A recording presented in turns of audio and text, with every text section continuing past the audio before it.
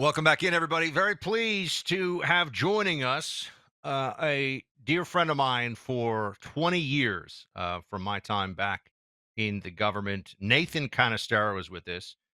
He is currently on assignment to the National Intelligence Council, 25 years experience writing about military operations for policymakers in the U.S. government. His book is The Mighty Moo, which I have for you who can see it on the video live stream here. The Mighty Moo. Nate, my man, great to have you on, and congratulations on the book. I read it. It's fantastic. Well, thanks, Buck. I really do appreciate the opportunity to be here. I'm glad you enjoyed the book. Tell me about what led you to write about the Moo. Because it's funny, my grandfather, we actually have some calls, just so you know, Nate. We're not going to get you right now. We already have people who have relatives who served on the Moo who are calling in, just so you know. That's they're fantastic. they're excited about this book. My grandfather served on the Bataan, one of these Yeah, LVC carriers, right? These converted carriers. Tell people about yeah, the CVLs. origins of the Mighty Moo. Sure. Well, I mean, I got started looking into the Mighty Moo because my grandfather served aboard, and he was like a lot of men of his generation. He didn't want to talk about the war, but he would just sort of hint at some of the things that had happened to him. Obviously, he'd seen some action and there'd been some trauma there. But for a guy like me who's interested in military history, he grew up with Band of Brothers and Saving Private Ryan. The idea that there was a story here that he wasn't telling me was kind of catnip, and I really wanted to look into it. So when he died in 2010, I started sort of pulling on that thread, and the story that I found was I just kind of blew my mind. It was a ship that the Navy didn't want, with a captain who was nearly scapegoated for loss of his last command. The crew had been in uniform barely longer than the ship had been afloat. The pilots self-trained on the planes they'd fly into battle. And, her first few months in service, she had this terrible jinx, this awful streak of bad luck. And yet, despite that, the ship that nobody expected that much from went on to sort of earn a tremendous combat record, survived a terrible typhoon, and ended up the only U.S. aircraft carrier in Tokyo Bay to see the Japanese surrender. So it's quite an underdog story.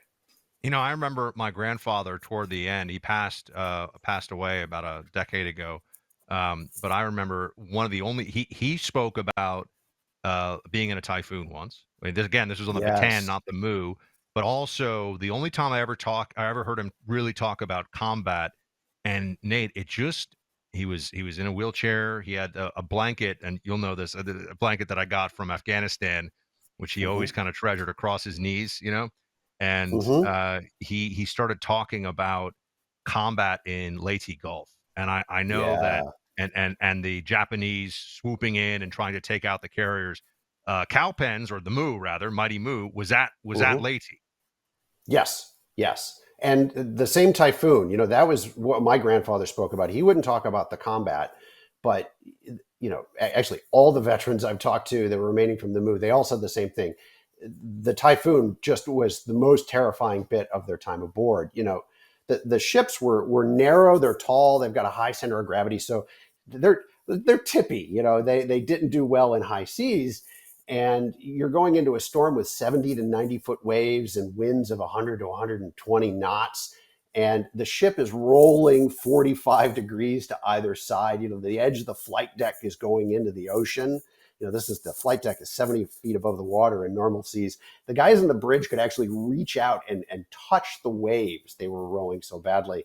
And then down in the magazine, they were stocked with bombs to support the do air support for the fighting in Leyte. And the bombs broke loose. So you've got 500,000, 2,000 pound bombs rolling back and forth across the floor. And the crew had to rush into the magazine with rope and try and lash these things into place. So an absolutely terrifying experience, the closest of close calls. And 3 destroyers capsized in that storm, killed almost 800 guys. I mean, this is, we think about the combat, Leyte Gulf, but the storm was really something.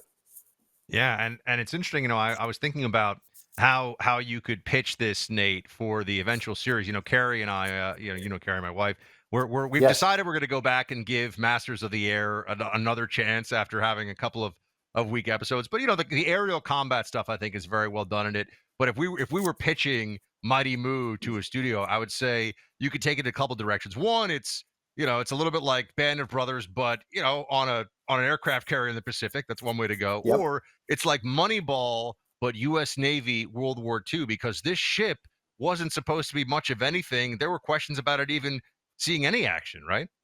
Yeah, these to be perfectly blunt, these guys were second stringers. If you were a Naval Academy grad, if you were, a professional sailor, you're going to say, you're one of the best of the best. You're going to be on one of the big carriers. So, Captain McConnell, the ship's first captain, 70% of the guys who went aboard his boat his ship in 43 had never been to sea at all. So he had this green mob of people who, most of these guys the crew was 17 or 18 years old. The pilots were 21 to 23. They total newbies to the Navy, and he had to make an effective wartime team out of it, and did a really good job in a remarkably short period of time. So, and I think that's one of the things that I found neatest about this story was, how it's almost a coming of age. You've got these guys that never, not much is expected of them, and yet they sort of grew into this role and had this tremendous opportunity to make a difference there in the Pacific War. Yeah, and I knew when I was reading it, just the detail you go into, everything from how they entertain themselves on ship to the food. Where was the food good? Where was the food bad? I mean, you really feel like you get a deep dive into what it would be like to have been on a carrier in the Pacific in the Second World War. So, Nate, congratulations, my friend Nathan Thank you. Canestaro. Your great book here. The Mighty Moo is the title. It's a fun title. A story of the Thank you. USS Cowpens in the Pacific Theater. Where should people just go? Is there a website specifically you want them to go to, or Amazon? You just want people to get the book anywhere? What do you want to tell the folks? Yeah, it's widely available. You can get on Amazon, Barnes and Noble, Walmart, Target, wherever books are sold. It should be there. So Yeah, really appreciate your support. And with Father's Day coming up, I mean, my dad likes World War II history, but it was it's a great opportunity for me to sort of on this Father's Day pay tribute to my granddad and a lot of other men like him who did their bit, when their country yeah. needed them the most. Well, Carrie's granddad, who's a vice admiral, I'm going to need you to get a signed copy to him. Okay, so we'll take care of that. Absolutely, All right, Mighty Moo, absolutely. everybody, get your copy. Nate, congrats, man. Great to talk to you. Thanks so much. Thanks, Buck. Take care. Yeah, and honestly, really, really good book. You see it here on the stream. You'll really enjoy it. We'll take some of your calls here momentarily to close us out. The CEO of a very successful company recently chose to reduce his salary to $1 a year in favor of receiving a new and better way to be paid. He's the same CEO that I've known for a long time personally, Porter Stansberry. But why would a guy make such a 180-degree turn when it comes to his own compensation? Porter did it because he's found a much better way to save and get paid. Porter explains there's essentially a new form of money in America, and it's making some people wildly rich. Most of the richest people in America use it, and you can too. But it's not gold or Bitcoin. Porter points out what's interesting is that while every American is legally entitled to use the secret currency, few know much about it. But now Porter's hoping to change that. It's critical to understand how America's new money works.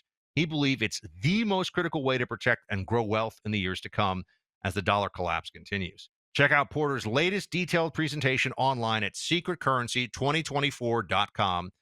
Secretcurrency2024.com.